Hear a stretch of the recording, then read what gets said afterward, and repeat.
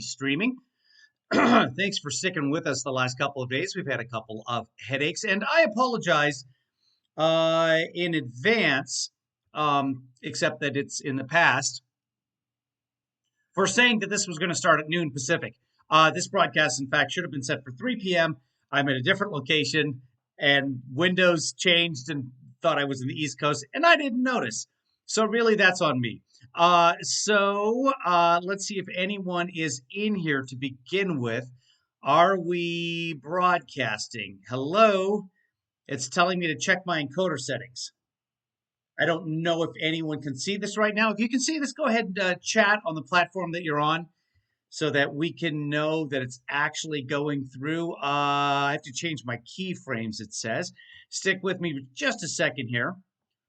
It's not up on YouTube, or is it? What's happening? Oh my goodness.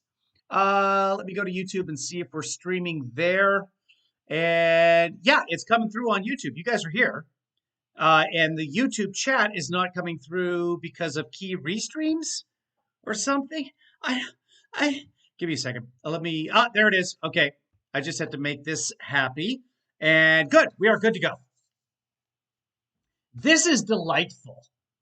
I am quite happy with the way this Laura Ingraham video turned out.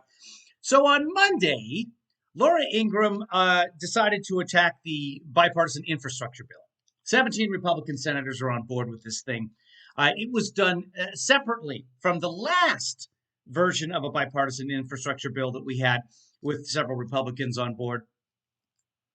So that thing fizzled. In the meantime, these Republican senators were working with Democrats in the background. Kirsten Sinema, Rob Portman seemed to be the leads on this. Rob Portman being the Republican and Kirsten Sinema being the other Republican who runs under the Democratic Party. They were putting together this puppy along with a bunch of other Republican senators, Democratic senators. It's about 1.2 trillion, about 550 of it billion, specifically dedicated towards your typical infrastructure, your roads, your bridges, your high speed, rural high speed is now considered typical infrastructure. A bunch of other cool stuff in there too. Very, very good for the American people. 80% of the American people in polls say, yes, I would like more roads and bridges. And yes, I would like you to fix this thing. So looks like it's going to come through. Now, the CBO just put out their report the last couple of days and says that it will actually fall short in deficit spending in terms of over 10 years.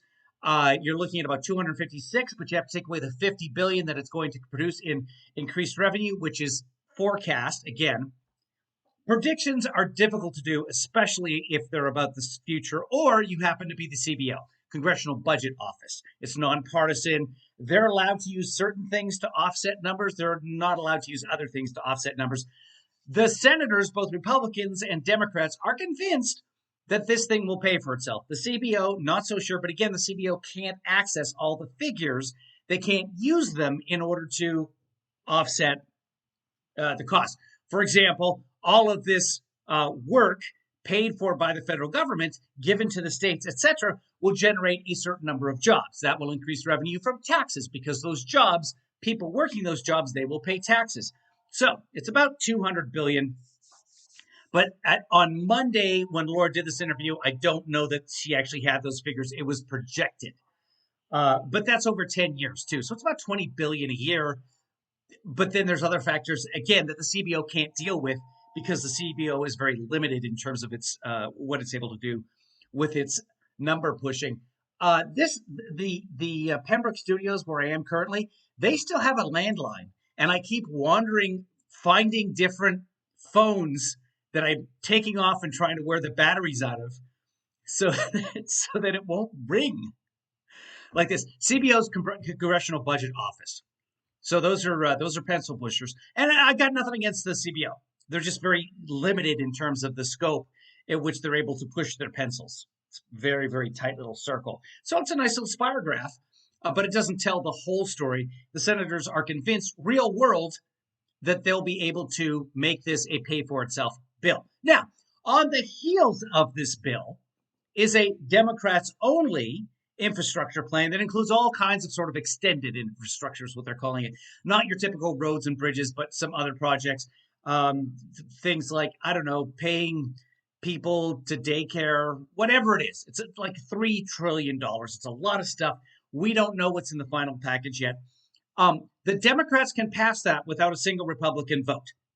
This infrastructure bill, what it does, it allows Republican senators, Republican House members, etc., to tell their people, hey, I voted for this bridge that crosses the river in our big city. Look at all of the transportation improvements that I did. It's a win for both parties. That's just $1.2 trillion of a bigger $4 trillion package, but the Democrats can pass all the other stuff by itself.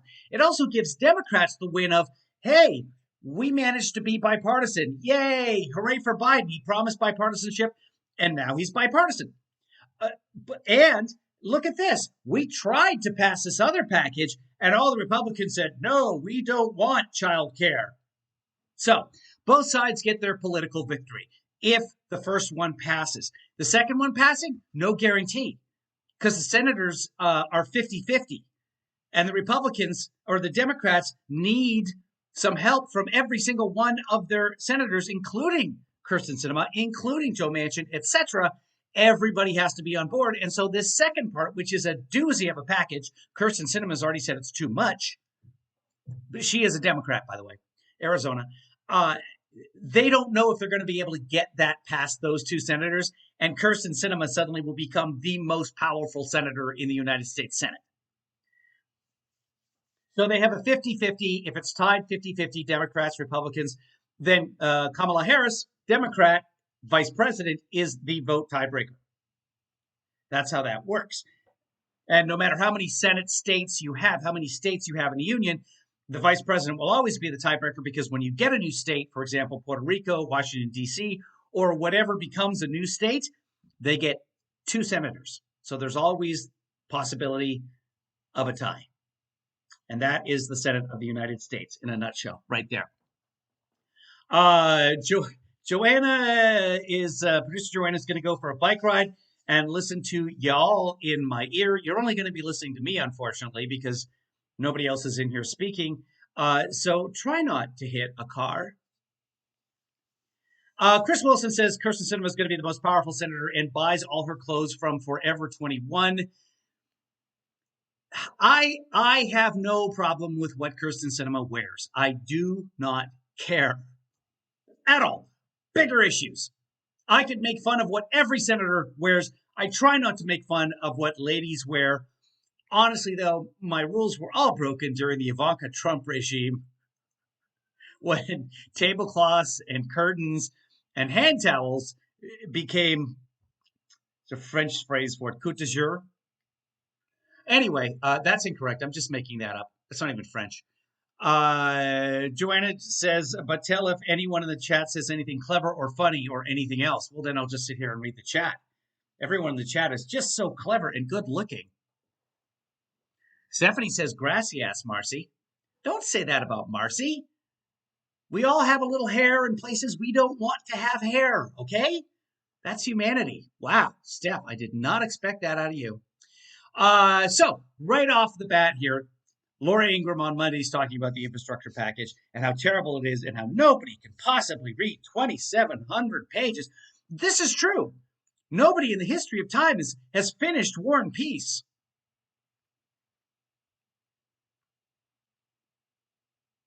Go ahead. Democrats finally released their infrastructure bill. Yes. $110 billion. Again, this is Monday, and this is TV Karen, Laura Ingraham. Roads, bridges, major projects, $66 billion for railways, $65 billion for broadband, but that's not all. Mm-hmm. There were more gems buried in the text, which most senators obviously won't have the time to read. It's 27. That's okay. They have staff, and they do have the time to read it. The vote's not till next week. This is this last Monday. So that's the 3rd. The vote will probably take place on the 10th or 11th, 13th perhaps. So you've got 10 days. That's 270 pages a day. By now, the staff, like within a day, the staff has already divvied this up and written summaries of all of this. Plus, all of these things have summaries within the bill. And someone didn't just write this in secret in a closet, and then here you are. It's not the way that it works. The staffs are involved. There are many people working for each senator. 700 pages. After all, it includes funds for new state-imposed carbon reduction requirements, $1 billion to the Appalachian Regional Commission, which is co-chaired by Joe Manchin's wife, millions for what? And this is how log rolling works, and especially with infrastructure. You do a favor for that person's state, and then they get reelected because, hey, guess what? We have the Joe Manchin waterway. Isn't that nice? I like Joe Manchin. He's got waterways. Wildlife crossing structures. It refers to women as socially disadvantaged individuals. And in one I would have to check on that. part of the bill Every pause of Laura Ingraham is just pretty. stipulates that Yeah, pretty. gender identity Pretty. will be a Pretty. She's just naturally radiant. protected class If it's not Appalachia, it's Appalachia. No, I got that back. Damn it. under federal law. Of course, this is how it always goes. Yeah, so again, the internet is not super great right now. I am connected via hard line. I'm working on it. I have some new memory. I have some new memory right here that I'm going to put into the computer later because I just got in. I wasn't able to put it in before the broadcast, and I figured I might as well start the broadcast immediately because I'm already 3 hours late. So, right, when one party has been given all the leverage, they get cocky and they go too far. Okay, so let's go right to the interview. So this is what she has to say about the infrastructure bill in general. Very, very bad. Now, she has the interview with Bill Cassidy, and this is just a pleasure for me to watch. Bill Cassidy is a Republican, and he's not even one of the what you'd call moderate Republicans. Bill Cassidy's had some wacky ideas over his life, I'm sure. We won't go into that right now, but this is a Republican. This is a Trump-supporting Republican that she's about to interview.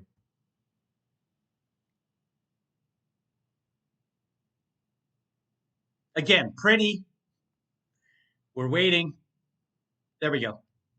Rebuilding some bridges, but the country is going nowhere good. And that's the angle. Joining me now, and I'm really... That is the angle. After this interview, we're going to watch a little bit of the next interview, and we will find out her actual motive. Really delighted he's with us. Senator Bill Cassidy, one of the Republicans who's been out in front on pushing this deal. She's delighted he's there.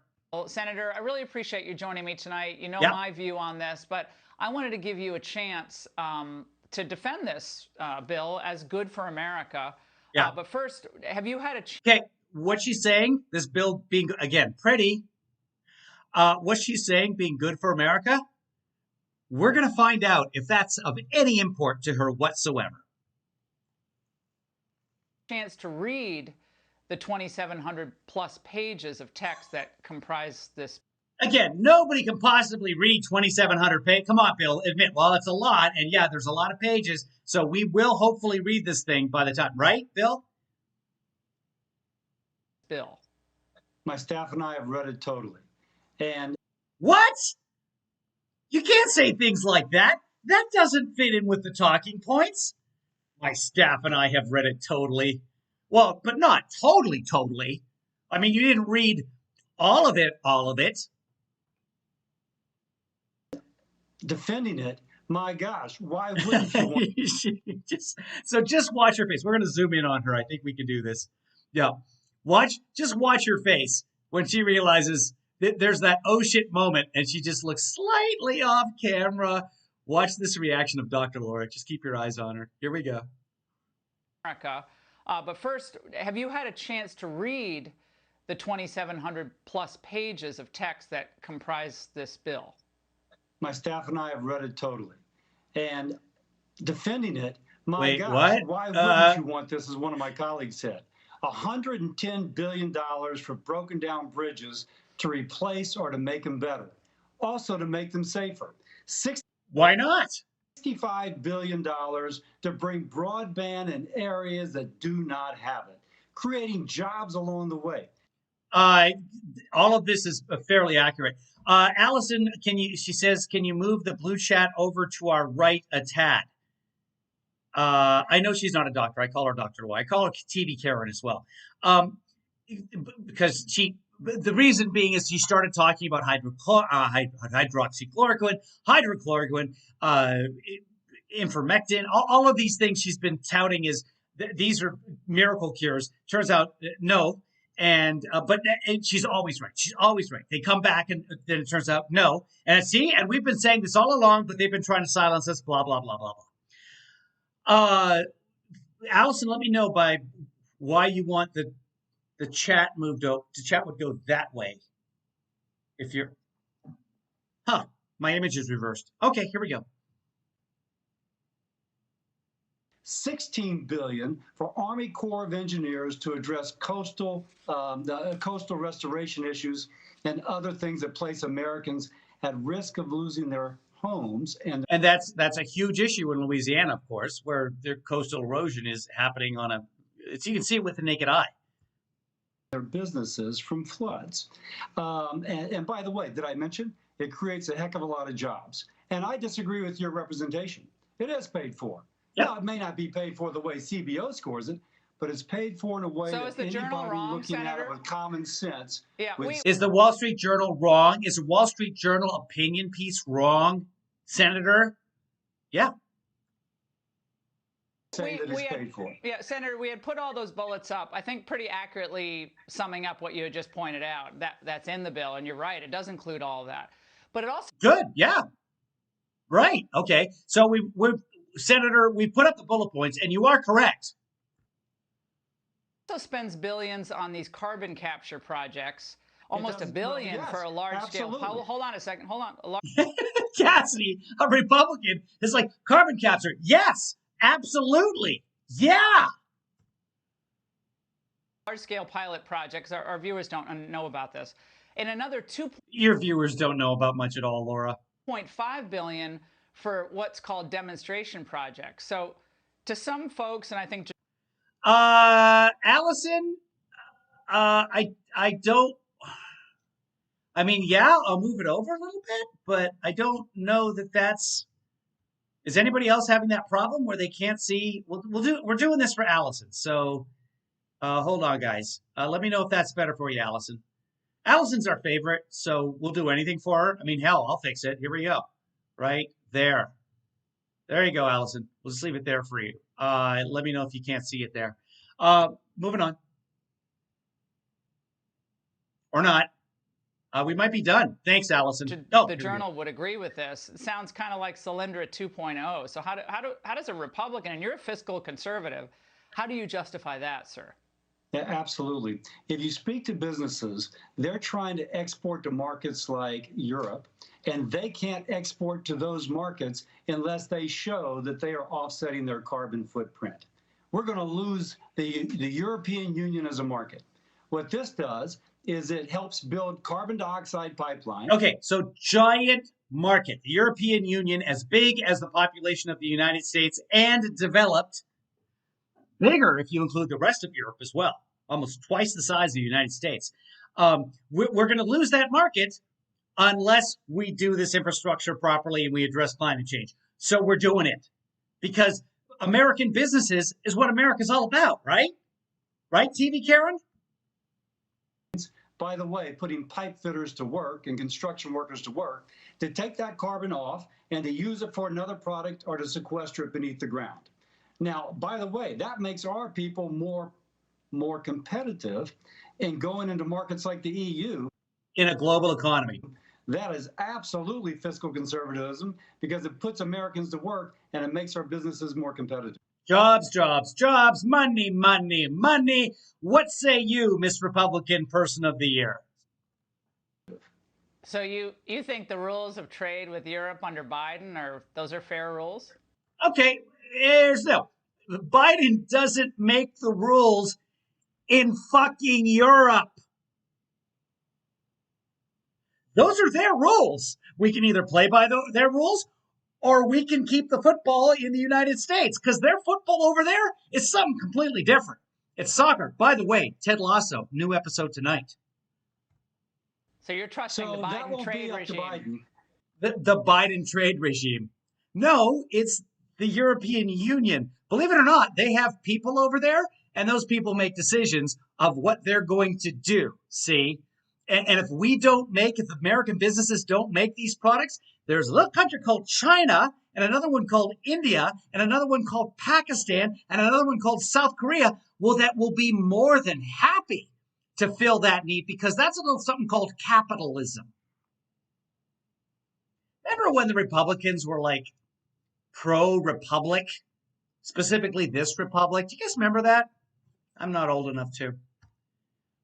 It is the European Union that is putting these border adjustment taxes. She's scoffing. Right, yeah, yeah. Taxes in place. This positions us so that our people don't lose those markets. Well, we're dancing to Europe's tune instead of using our leverage. But you're right, that's up to Biden. No, it's not up to Biden. He just said that it wasn't up to Biden. That's what he just said. Oh, you're right, though. It's up to Biden. No, not up to Biden. Ian has a wonderful point. It's called football in Europe, not soccer. I thought I was making that clear. But anyway, watch Ted Lasso tonight. And I haven't decided yet if we're going to do Talking Lasso. Marcy, where are you in Ted Lasso? At random, where are you in Ted Lasso? I want to do a Talking Ted. But I don't want you guys to not be able to watch because you're behind. So maybe we'll start that next Friday. Talking Ted, we'll do that, but we have to figure out when. Marcy, if you haven't caught up yet, and at random, if you haven't caught up yet, I don't want to hear the old, oh, I've got work. Oh, I have to walk the dog. Oh, I have to live life. What just happened? I don't know what just happened, but we're going to go back. Hold on. Let's find where we were. Somewhere maybe right in here. Let's find out. We might have to repeat a little bit. Issues and other things that place Americans at risk of losing their homes and their businesses from floods. On the way, $16 billion for Army Corps of Engineers. Yeah, we heard that part. Another two. Okay, saw that. Yeah, absolutely. If you speak to businesses, they're trying to export to markets like Europe, and they can't export to those markets unless they show that they are offsetting their carbon footprint.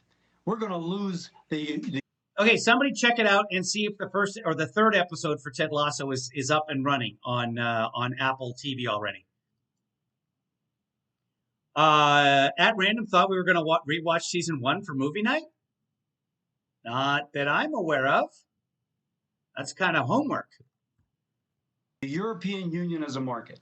What this does is it helps build one more and going into markets like one more. Biden. It is the European Union that is putting these border. Yeah, right. The European Union. Ha, ha, right. Ha, ha. Just look at her. Just, again, pretty. Always radiant. Adjustment taxes in place. This positions us so that our people don't lose those markets. Well, we're dancing to Europe's tune instead of using our leverage. But you're right. That's up to Biden. It isn't. That's not what he said. Your colleague Mike Lee Here's where we are. has a different take, as you can imagine, on the bill, and he went on the floor last night. Let's watch.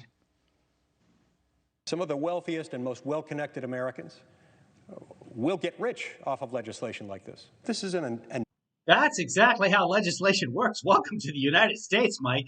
Enormous amount of money. $1.2 trillion that we'll be spending here. This at a time when Americans are feeling the pinch of inflation. We further diminish the buying. Okay, one has absolutely nothing to do with the other. We need the infrastructure, okay? Bridges are falling apart. That stops commerce. Without commerce, you don't have jobs. Without jobs, it doesn't goddamn matter how high inflation is. Power of the dollar through our reckless spending in order to bring praise and adulation from the media and from each other. I know, we discussed group watching it, but then suddenly everybody had Apple IDs. And that was the homework that we're supposed to watch the first anyway. Here's what we'll do. We'll have regular movie night tonight, okay? This is for those of you who are part of what they call themselves the Kevin Lee family. We'll have regular movie night tonight. Everyone's job is to catch up on Ted Lasso so that next week we can start talking Ted.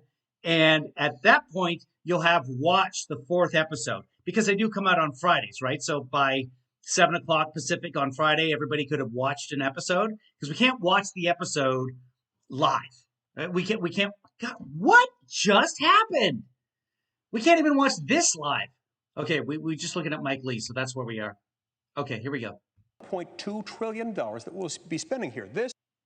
I don't know what this 2-factor authentication is. We'll talk about that later. Anyway, let's get back to the matter at hand right here. So we'll do movie night tonight. If you're not part of our movie night group, say something in the chat room and hopefully somebody will be able to help you out. But we'll do movie night tonight. And next week, starting next week, we might shift movie night to another night and we'll do Ted Lasso on Friday nights. At a time when Americans are feeling the pinch of inflation. We further diminish the buying power of the dollar through our reckless spending in order to bring praise and adulation from the media and from each other. God forbid that anybody praise and adulate anyone. God forbid. Hey, good job fixing up America so that overpass doesn't fall down on my grandmother. And the White House is, as I said, quite giddy about this. Reuters describes this as a glide path to the $3.5 trillion tonight, and their write-up of this, Senator. So your response? So a couple things. It is the person in my state stuck in traffic who's fearful of their home flooding, who wants to have a better job, that actually would like to make more money but doesn't make a lot of money now, who really likes this bill. Yeah. Yep, a lot of stuff is in there. Job trading, money for the levees, flood control, FEMA. Yeah, it's all good. It's all good for Louisiana. I talked to Fox News watchers. They love this bill. Now, is there somebody who's wealthy? But actually, for the wealthy, this means less. There is somebody who's wealthy. But this is an interesting argument, but an accurate argument.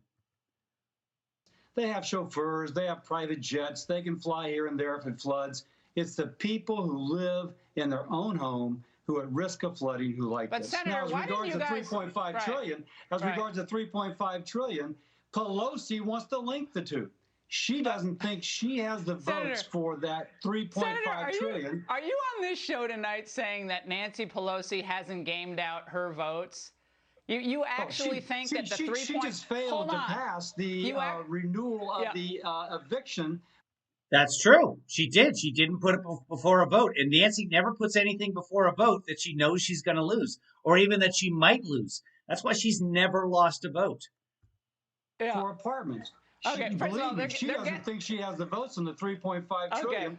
She's hoping to fold these together so she can get it passed. And that's probably pretty accurate. Well, and by the way, Mike Lee's helping her. Republicans. Yeah. Mike Lee is, if Mike Lee succeeds, they will force the infrastructure, the bipartisan infrastructure, to fold in with the 3.5, so that you've got your 2 infrastructure bills now at 4.5 or 4 trillion, somewhere in that neighborhood. They will pass that without any Republican votes, because of course they're going to pass roads and bridges, but it's part of a much larger plan. Who's going to say no to roads and bridges? Mike Lee, that's who. Who are trying to sink this bill are trying to help Nancy Pelosi. So the tax increase, sir, the tax increase that the bipartisan infrastructure bill makes possible, No, the tax increase is not made possible by the bill. That's just nonsense. 3.5 trillion behemoth that you will not support, correct? So I reject your characterization. This bill makes that 3.5 trillion less likely to pass, and the squad knows it. Bernie knows it. They're the ones. And that is actually very accurate. So Bill Cassidy's on point here. He is not saying the things that Dr. Laura, fake Dr. Laura, wants him to say. Ones who are objecting to this bill because they think it's less likely that they pass their 3.5 trillion behemoth. Why did you and McConnell and company not ask or say, look, we're happy to talk roads and bridges. Let's have that completely separate. Yeah, that's what this is. That's what this 1.2%. Well, why didn't you guys do that? We did. Biden did guarantee that, right? So why not do what Pelosi did and say, show us your hand first. Let's see the full text of your reconciliation bill, everything that's in it, climate change, amnesty, tax increases, all the nightmares that we already delineated tonight. Let them show their hand, but it got flipped, didn't it? You guys got played on this. You had to vote first or agree first. They still haven't shown the text of their legislation, have they, sir? The ironic thing is you are agreeing with the squad and Bernie. It's a That's true. But the Senate is more of a bipartisan organization. It's one of the two-cameral. There's a better word for that. Between the House and the Senate is the more bipartisan of the two chambers.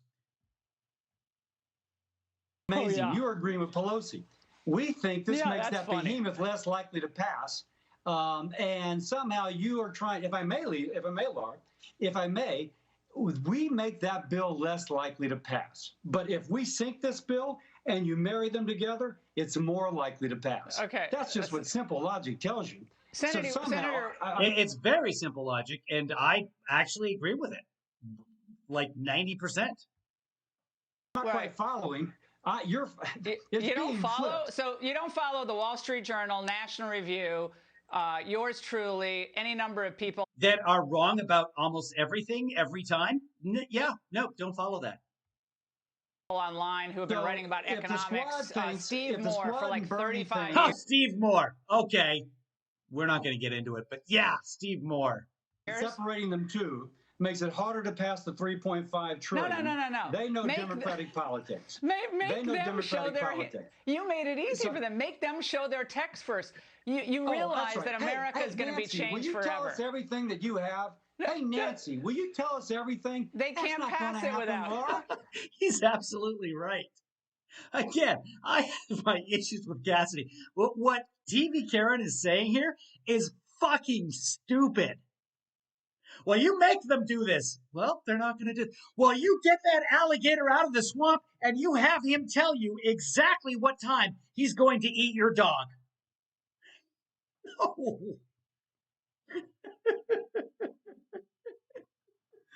I hope that some of you find this as funny as I do, because it is. This is what she does for a living. We're just bystanders watching all of this. But come on. Senator, that's not going to happen. Senator, I know you're doing this. What we have is $110 billion for roads. Senator, I know you're doing this. Why? We'll find out a little bit later why Laura Ingraham is doing all of this. Roads and bridges. Senator, $65 billion for you could have gotten that. You could have gotten that without giving away the store, but I know you're talking. There's no giving away the store. This is a tiny fraction. Loudly tonight because you're trying to be really persuasive, but it's just not working. They're less like. He's persuading me. He's being far more persuasive. By the way, that's an odd shot. She looks somewhat attractive there. She's smiling. She's laughing. She's scoffing. To get their 3.5 trillion. Okay, so when they pass when they pass the 3.5 trillion, you're going to come back on the show and say you were wrong? Oh, so they have no control over the 3.5 trillion. If the Democrats decide they're going to pass it, they're going to pass it under reconciliation. One has nothing to do with the other. But this way, some Republicans walk away with a win here. If they let this fail and it gets rolled into the other package, there's no win it for the Republicans. And somehow I'm responsible, even though we've made it less. I'll come back on the show, but even though we've made it less possible, if it still happens, somehow this is to blame. Okay, so now she's going to prove her point by saying if something happens in the future, that that makes you right. Now, Laura, that logic is specious, and you know that. All right, Senator, we appreciate your coming on tonight. And I don't think I've ever heard Senator Cassidy talk so loudly to Democrats before, but I love the fact that he did that with. Well, she's agreeing with the squad. She's literally helping the squad with this. But this is not what it's about. That's not her intention. Again, Laura Ingraham is all about a win for the American people, right, Laura? Let's watch a little bit more, shall we? I think she goes right to the next guest. And yes, it's at the 17-minute mark right now. This is typically when you break for commercial. She's going to go roll right into the next guest. When you have a bad guest, you roll right into the next one to provide a counterpoint. You always want to leave your side with the last word. Now, saying that, that's typical for most shows at 17. I don't watch TV Karen enough to know if they take the break at the 17. And I could research it, but I'm not even going to bother. So I could be wrong on that. So be it. All right, joining me now, Congressman Jim Banks, chair of the Republican Study. Okay, so this is Jim Banks. This is the guy who blamed the Biden administration for the 1-6 attack when Biden wasn't president yet. That's this Jim Banks. Committee, who earlier today blasted this infrastructure bill in a memo to his members. Congressman, look, you got 17 GOP senators. You got Mitch McConnell. You have Romney, Portman. All these guys who have been in the Senate for a long time. They're very well respected in the business community. Well, why was Senator Kennedy wrong? Well, Laura, this bill is twice as long as the Bible. I can guarantee. Oh, well, in that case, well, that invalidates it. Because the Bible was all about infrastructure. So? See you. There's not a senator that read the Bible cover to cover over the last. That is absolutely correct. So points for Banks right off the top there. Last 20. No Republican has ever read the Bible. Senator Cassidy said he read it. Yeah, Congressman, Senator Cassidy. No, Senator Cassidy said he and his staff read it. Said he read it with his staff. No, he didn't say he read it with his staff. He said it's been read in its totality by himself and other members of his staff. It's hard for me to believe that anyone read the Bible cover to cover. They definitely. Yeah, you just said that, Jim. Okay, I'm taking those points back. I don't know. Turning the bell. There. All your points have been nullified. You're now -1 ding. Really didn't read this bill cover to cover as well. I have a lot of concerns about, as I laid out in the Republican Study Committee memo that we released to our members just a little bit ago. But my biggest concern is this, Laura. Do the math with me. Go back to January when they passed the $1.9 trillion so-called COVID relief bill. Well, yeah, that's what it was called. There's no reason to call it the so-called because that's what it was called. And look today. By the way, it was a rescue, but not relief. But okay, so actually it wasn't called that. I stand corrected. What that has done to inflation in our country, the highest rates of inflation since 1991. Now, that it actually not spurred on by the bill. That's the inflation had been growing since the pandemic turned around. But okay. The math with this, a $1 trillion infrastructure deal and a $3.5 trillion reconciliation bill that Nancy Pelosi says the infrastructure bill will not pass her House without the reconciliation bill passing with it. And imagine what that will do to inflation in this country. You're already paying more for a gallon of milk every time you pump up fill up your gas tank at the gas. That's an excellent point. For a while there, I eat a salad every day. For a while there, my bags of salad went from $2.99 to $3.50. Just that's a big jump, right? It's a 17% jump overnight. Now they're down to $3. So it's still a penny more. That's rampant. That is skyrocketing. Rampant, skyrocketing, runaway, non-transitory inflation. Gas pump, you're going to pay twice as much when these guys are done with it, and that's my biggest concern about what's about to happen. So the infrastructure bill is going to set gas prices at $9 a gallon on these guys' watch. Well, the polling on this is interesting. The White House, and I don't blame them for doing this, they're out there, sending out memos saying, oh, the people support it. And voters do generally support an idea of bipartisan infrastructure. Again, Trump was pushing a version of this. No, he wasn't. They never even had a committee hearing.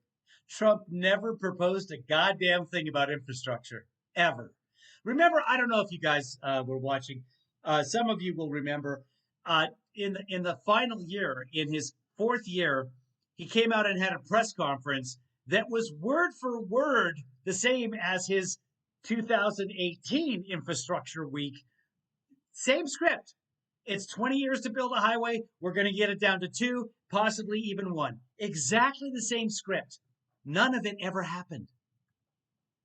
A majority of voters are concerned about the sheer size of the proposals. Together, the infrastructure bill and the spending plan would run the country $4.7 trillion. 55% of voters say that's too much. 64% oppose a federal tax hike. Well, that's not at all what Bill Cassidy was talking about, but go ahead. To pay for this. Now, by the way, one of them just referred to Senator Kennedy, I think. It's not the same guy. Kennedy is a completely different guy. I think, Congressman, we know that the infrastructure bill, that doesn't include a tax increase. Obviously, the follow-on bill, which Senator Cassidy thinks is less likely to pass, I do not understand that. He said, well, you don't understand much, so that's not surprising. Have me on your show, TV Karen. I will explain it to you. You know, that obviously does include a tax increase for people over $400,000. So what does this tell you with the selective polling? I'm like a mile from the CNN tower. I'll go into the CNN tower. They have satellite systems set up there. They can put a green screen behind me. They can make it look just like Fox News or Indiana Hoosier basketball, whatever you want. But I'll be happy to come on and explain it to you. And then you can pull out random facts that I may be unaware of from 1974, and then you can make me look stupid. But I'm doing it for you. Showcasing the White House is doing. And then when I'm correct, you can scoff. And you oh, like Nancy Pelosi is going to allow that. Yeah, it's like Donald Trump told us. In fact, he said that no deal is better than a bad deal, and this is a bad deal. No deal is better than a bad deal. Just off the top of my head, a good deal sounds like it would be better than a bad deal. But I am not going to argue with the congressperson who's quoting Donald J. Trump, the art of the deal. No deal is. All right. I mean, Donald Trump understood this for 4 years, trying to pass an infrastructure deal. This is a bad deal that's in front of us. Well, no deal is better than a bad deal, except a slightly less. Never mind. And you're right. The tax increases and everything else that comes with the almost $110 billion out of this $1 trillion deal will go toward roads and bridges and what anybody in America 550 would define or consider as infrastructure. So that's it. That's a drop in the bucket. That's not going to be popular with the American people when they understand at the end of the day that they've been fooled by both sides of the aisle. They all should have gone to the voters next. Okay. Remember, this is about the American people, right? This is about what's good for the United States of America, USA. USA. Listen closely. Next year, taking it to the voters. Don't give Biden the big win. There it would is. define or consider as infrastructure. So that's it. That's a drop in the bucket. That's not going to be popular with the American people when they understand at the end of the day that they've been fooled by both sides of the aisle. They all should have gone to the voters next year, taking it to the voters. Don't give Biden the big win on this. Don't give Biden the big win on this. Let's wait 18 months, 15, 16, 17, 18 months until the next election before we do anything on infrastructure. Let's let those bridges fall. TV Karen, Lori Ingraham saying the stupid part out loud. Do not give Biden a win. And that's what it's all about for these Tea Party Republicans like Dr. Laura. You think I'm joking about Tea Party Republicans? No, last night she had a segment on about we need the Tea Party to come back. Oh, kids. It's just mind-boggling. It's not about what's good for America. She does not give a fuck. She doesn't. And there it is again. Let's listen again. Tell me I'm wrong. Consider as infrastructure. So that's it. That's a drop in the bucket. That's not going to be popular with the American people when they understand at the end of the day that they've been fooled by both sides of the aisle. They all should have gone to the voters next year, taking it to the voters. Don't give Biden the big win on this. Don't give Biden the big win by passing an infrastructure bill. That's what it's all about for TV, Karen.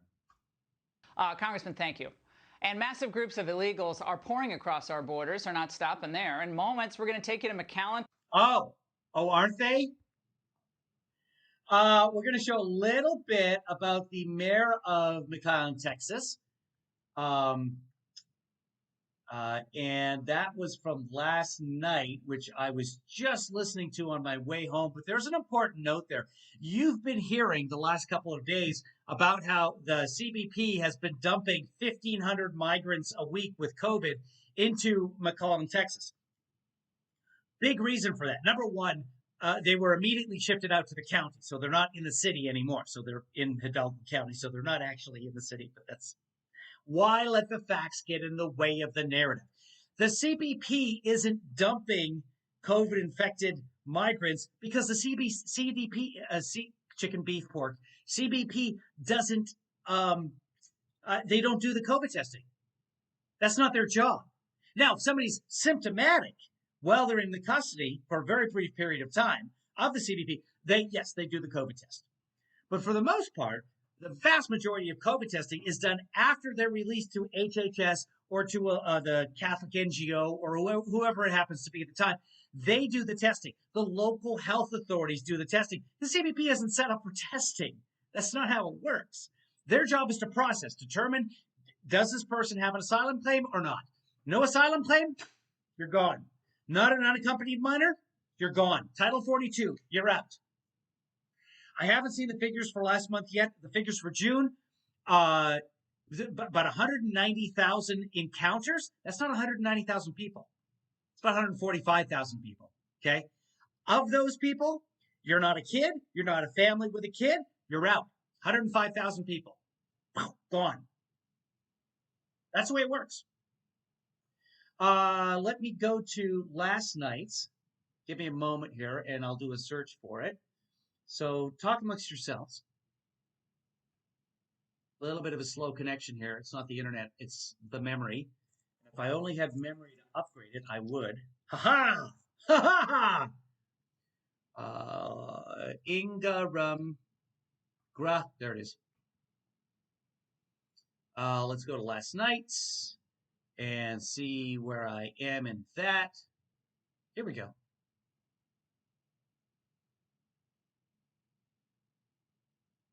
Exactly. So variants will occur that are going to be able to bypass the vaccine. Oh, this doctor. First off, he sounds Canadian, and I'm embarrassed as a Canadian-born citizen and I'm an American citizen now, by the way.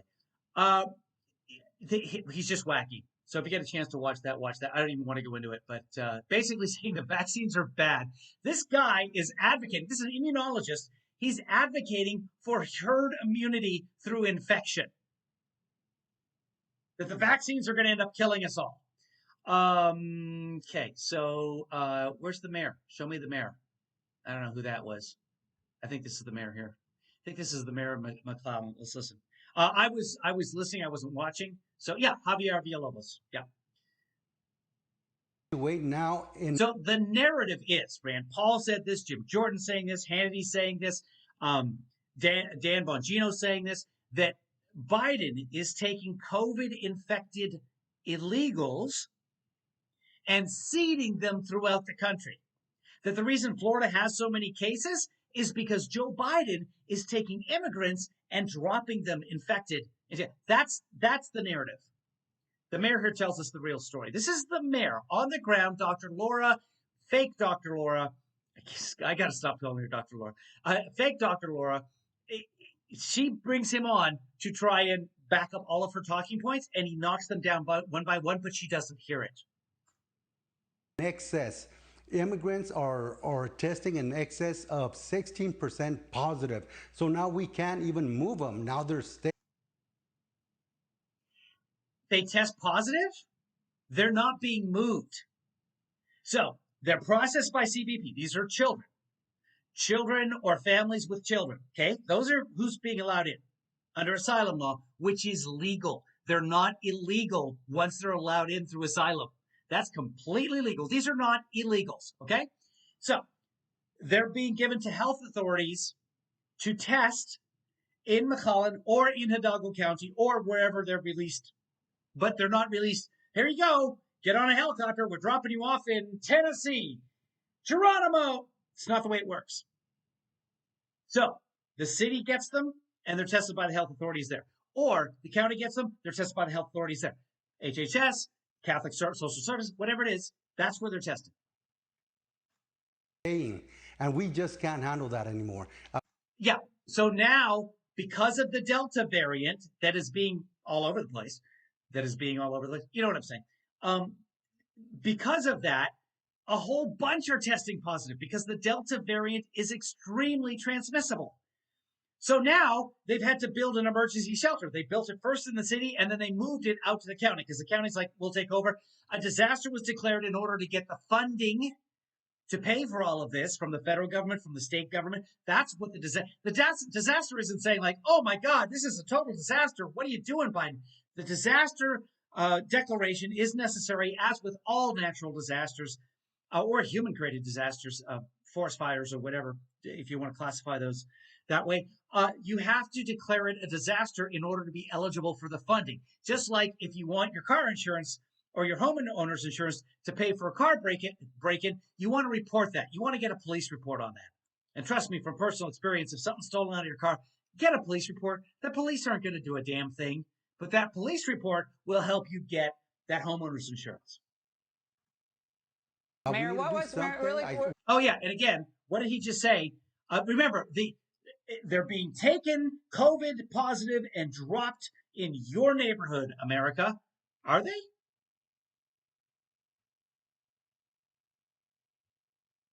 It went from 4% to 6 to 8 now. That's a positivity rate. Excess. Immigrants are testing in excess of 16% positive. So now we can't even move them. Now they're staying. That's why it's so crowded. Because they're quarantining and treating the COVID patients. They're not putting them into buses and helicopters and planes and seating them in the dead of night into other states. Nobody's saying, hold on, come on in, please. We're open. Yep. We're going to give you this test and you're positive. Okay. You are going to Utah. That's just not reality. And we just can't handle that anymore. Mayor, what was really with a stroke of a pen? Yeah. I think it's something that Washington can take care of with a stroke of a pen, and they should.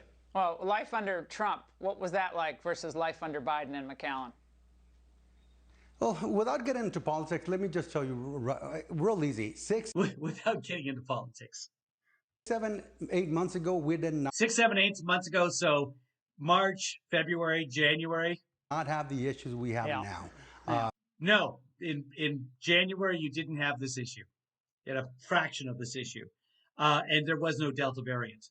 So, yeah, but there it is. There's the mayor of McAllen. Everyone's like, look at what's happening in McAllen. They're getting 1,500 infected COVID patients. So, yeah, Delta variant. This pandemic is not over. I saw someone in the chat room right there. And just got off work where someone told me pandemic is over.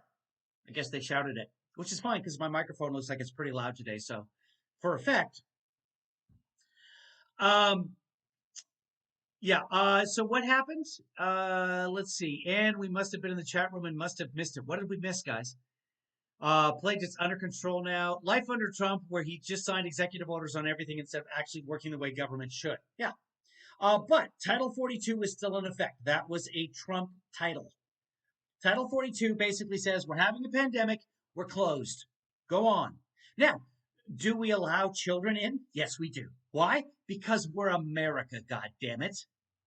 Do we allow families with children in? Yes, some of them we do. Some of them we turn around. No, you're fully capable of taking care of yourself. We've checked it out. You're out. Come back later, try and immigrate legally or whatever it is.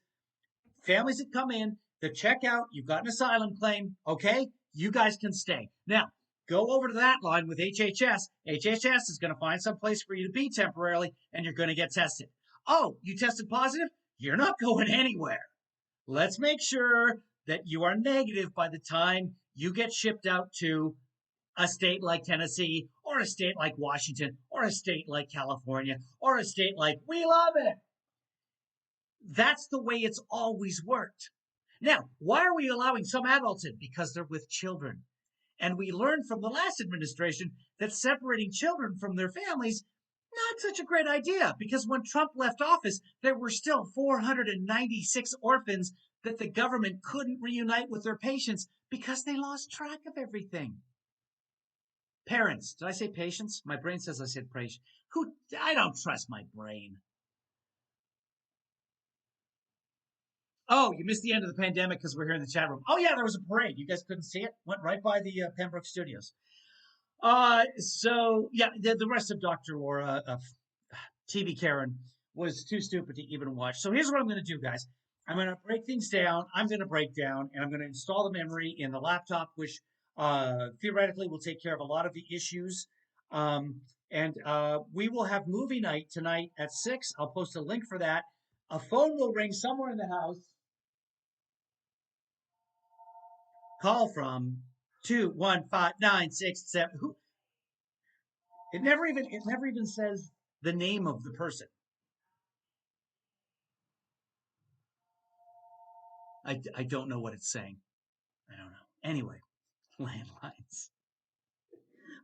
Wonderful people who own this house and use a landline. I do hear it saying sometimes from somewhere that you have 38 unheard messages. I don't know what to do with that. So my messages, I'll let them know.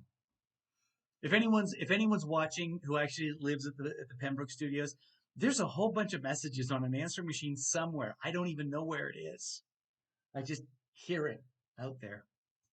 Okay, guys. Well, I haven't decided on what the movie is. We'll figure out a movie, but I know it won't be Sunset Boulevard. We'll figure something out. We always come up with a good one. Last week, I think it was Marcy came up with Race. If you haven't seen Race, fantastic movie. Do yourself a favor and watch that before the Olympics ended. I got an Olympic spoiler today. I was going to watch the Canadian soccer match, and then I found out who won. And I found out how they won, which is the stupidest way to win any sort of match. Played by Society said, we should pick one before Kevin. He has awful taste. No! I don't have awful taste in movies. I picked some really, really good ones. You can't tell me that Four Lions was awful. You can't tell me that every Tom Hanks movie was... The Terminal. I picked The Terminal. I thought about Castaway, but if I remember, Castaway was entertaining, but it's a little bit long when you know what's going to happen. Okay. I know some of you wanted to watch Sunset Boulevard. You know what? And I will be happy to at some point set up a Zoom meeting or whatever where you guys can watch Sunset Boulevard at your heart's content. Actually, I've never seen Sunset Boulevard, so I will watch Sunset Boulevard. Just probably not tonight because we have other people that don't want to watch it. That's the trouble is you got to please everybody because you can't please yourself. Let that be a lesson to you. Okay, kids, that's it. I think that's probably it for today. Movie time is 6 p.m. Pacific. That's 9 p.m. Eastern Standard Time. I'm not going to schedule it on YouTube because YouTube is obviously drunk today. Speaking of drunk, I don't know where they keep the alcohol in the Pembroke Studios, so I'm out of luck. We'll have to go dry tonight, and I'm looking over the other monitor, and I can see the Canadian doctor. Do you guys want to listen to the Canadian doctor? I'm assuming he's Canadian by his accent. Do you want to listen to the crazy doctor? Just, you know what? I'm not even going to do it because it is such horrible health disinformation from an immunologist of all things that disagrees with all the other immunologists. YouTube will take me down. They've already demonetized me for being harmful, even though I'm debunking the harm. I don't want to play it. So we'll see you guys later. We'll do a movie tonight. If you're not part of the movie group, talk to somebody in the chat room here that you're whatever platform that you're on, or go to write me a note on Twitter at Kevin Lee Father. Make sure that I'm tagged in there, and I will try and remember to look things up today. We get together later in the evening, and we all decide upon a movie that we can all watch because we all have Netflix or we all have whatever it takes to do the movie party gathering thing. So, probably broadcast this weekend as well, I would suspect. I'm not going many places. I'm here. So, thank you very much, everyone, for joining me on this epic takedown of TV Karen Laura Ingraham. Just from a Republican. From a Republican senator. But when it comes right down to it, we know why. She doesn't care about America. She doesn't care about infrastructure. She doesn't care a goddamn cent for the American people. She just doesn't want Joe Biden to get a win. Be good to yourself. Be good to others. But most importantly, be good to me.